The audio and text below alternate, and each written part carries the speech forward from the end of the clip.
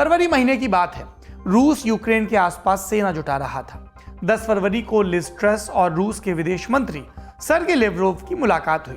इस दौरान ट्रस ने रूस की सेना के मूवमेंट को लेकर चिंता जताई। तब लेवरोव ने लिज ट्रस से सवाल किया, मैडम, सेना हमारे एरिया में खड़ी है, आप ये तो मानती हैं ना कि रोस्तोव और वोरोनेश पर रूस की संप्रभुता है, अधिकार है। ये सवाल सुनकर ट्रस कुछ देर रुकी और फिर बोली, ब्रिटेन इन इलाकों पर रूस की संप्रभुता कभी स्वीकार नहीं करेगा। जिसने भी ये सुना उसका मुंह खुला का खुला रह गया।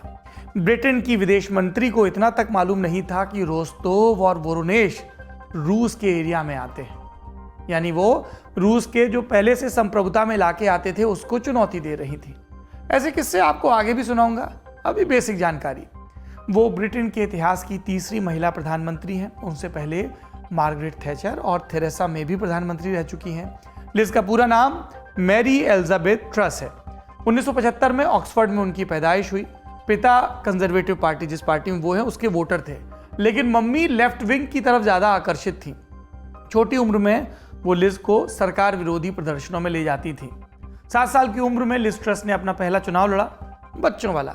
स्कूल में मॉक इलेक्शन हुआ था। उन्होंने मार्गरेट थैचर का रोल निभाया, जोरदार भाषण दिया। बरसों बाद टीवी इंटरव्यू में बताया कि थैचर बनकर मेरा भाषण तो बहुत अच्छा रहा, पर जीत नहीं पाई और मुझे पक्का नहीं पता कि मैंने खुद को भी अपना वोट दिया था या नहीं दिया था। बच्चे हैं। स्कूल पूरा हुआ, बड़ी हुई, फिर उन्होंने ऑक्सफोर्ड यूनिवर्सिटी में दाखिला लिया और यहाँ पर उन्होंने पॉलिटिकल साइंस और इकोनॉमिक्स की पढ़ाई की और कॉलेज के दिनों से ही वो पॉलिटिक्स में एक्टिव भी हो गई। शुरू में वो लेफ्ट धड़े की लिबरल डेमोक्रेटिक पार्टी से जुड़ी। इस दौरान का उनका एक बयान है जो आज भी बार बार जिक्र किया जाता है जिसका। तब इस लेफ्ट पार्टी का सम्मेलन हो रहा था जिसमें लिज ट्रस ने कहा था कि ब्रिटेन से राजशाही को खत्म कर देना चाहिए। ये जो रॉयल फैमिली का एक प्रतीकात्मक अधिकार रहता है, इसको खत्म कर देना चाहिए।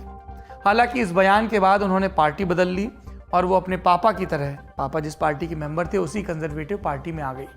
ग्रेजुएशन पूरा हुआ तो उसके बाद उन्होंने नौकरी भी की, एक शेल कंपनी के लिए काम किया। साल 2000 में उनकी शादी भी हुई। 2 बच्चे हैं। पति का नाम ह्यू ओलियरी है, वो अकाउंटेंट का काम करते हैं।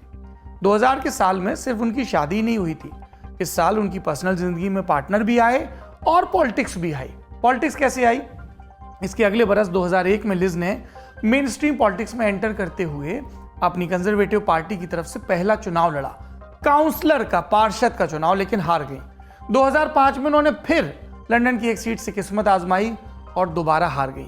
हालांकि अगले साल एक इलेक्शन में उन्हें जीत मिली और फिर फाइनली वो दक्षिण पूर्व लंदन से काउंसलर बन गई। गार्जियन अखबार ब्रिटेन का बड़ा अखबार है, उसकी रिपोर्ट के मुताबिक इसके बाद जल्द ही वो कंजर्वेटिव पार्टी के जो मुखिया थे डेविड कैमरन, उनकी विश्वस्त बन गई, खासम खास बन गई।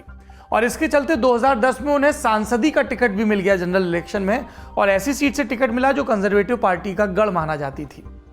उसके बाद उनके नाम कुछ विवाद भी आए।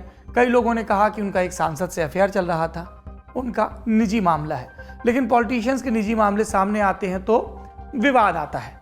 इस चक्कर में जब अगली दफा उन्हें चुनाव लड़ना था तो उन्हें उस सीट से नॉमिनेशन के लिए मशक्कत करनी पड़ी और कहानी 2010 से बदलने लगी थी, क्योंकि वो मेंबर ऑफ पार्लियामेंट, जो वहां पे हाउस ऑफ कॉमन्स होता है, उसकी मेंबर बन गई थी। और इसके 2 बरस बाद ही, चूंकि उनकी पार्टी सत्ता में थी, तो वो पावर में भी आ गई, एजुकेशन मिनिस्टर बन गई। 2014 में पर्यावरण का पोर्टफोलियो मिल गया। ये वो दौर था जब ब्रेक्जिट की शुरुआत हो चुकी थी, यानी ब्रिटेन यूरोपियन यूनियन से बाहर होना चाहता था।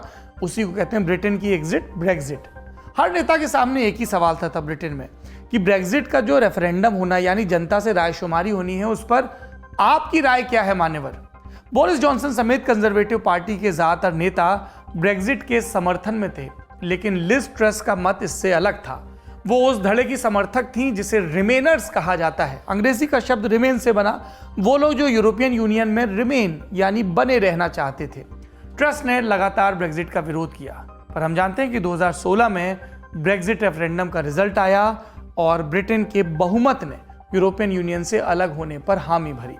इसके बाद ट्रस ने पाला बदल दिया, वो ब्रेक्जिट का समर्थन करने लगी। इसके बाद लिज ट्रस ने अपनी पॉलिटिकल पोजीशन मजबूत करनी शुरू की। वो अपने आप को मार्गरेट थैचर की तरह प्रोजेक्ट करने लगी। उन्हीं की तरह हैट पहनती, सफेद बो पहनती, खुद को आयरन लेडी भी बताती, लेकिन उनकी जबान अक्सर उनके लिबास को धोखा दे जाती है। एक किस्सा सुनिए, एक तो शुरू में सुनाया था। 2019 की बात है, ब्रेक्जिट रेफरेंडम पास हुए 3 बरस हो चुके थे। इसके बाद भी सरकार यूरोपियन यूनियन से समझौता नहीं कर पा रही थी और ऐसी आवाजें भी उठने लगी थी कि ब्रिटेन को एक बार फिर से रेफरेंडम कराना चाहिए।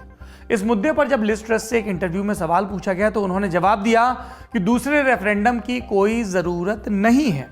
इंटरव्यूअर ने पूछा, उन लोगों का क्या जिन्होंने अपना मन बदल लिया, अपना मत बदल लिया, अपनी ओपिनियन बदल ली?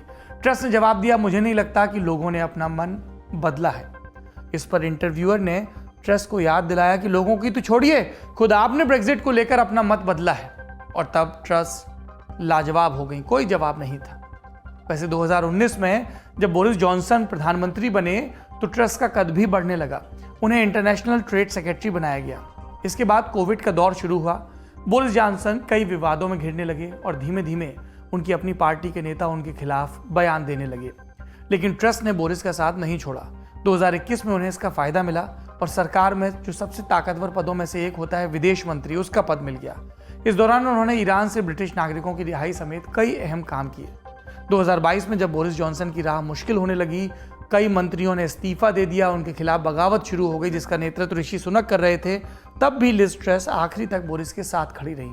और जानकार मानते हैं कि इसी के चलते इस चुनाव में, प्रधानमंत्री पद की कंजर्वेटिव पार्टी के मेंबर्स के चुनाव में, उन्हें पर्दे के पीछे से बोरिस जॉनसन का बड़े पैमाने पर समर्थन मिला और ये उनकी जीत की सबसे बड़ी वजहों में से एक रही। लल्लन टॉप का सबसे ठस, ठेठ और ठसकदार बेबी आ गया है लल्लन टॉप का पॉडकास्ट जिसका नाम है बाजा, और ये बजेगा सिर्फ लल्लन टॉप ऐप पर।